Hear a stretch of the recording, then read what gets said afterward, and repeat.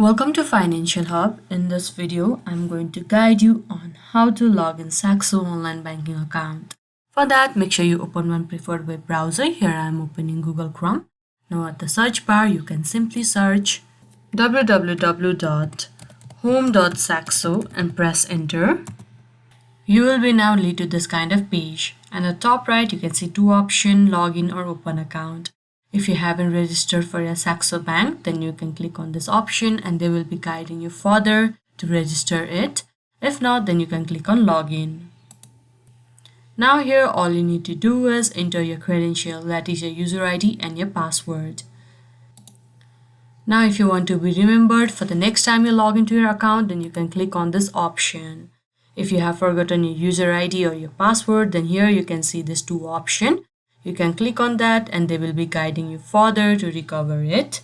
Not only that, but you can also download the application from your Google Play or your App Store. Now after you are done entering your credential, you can click on login and you will be logged into your Saxo bank account.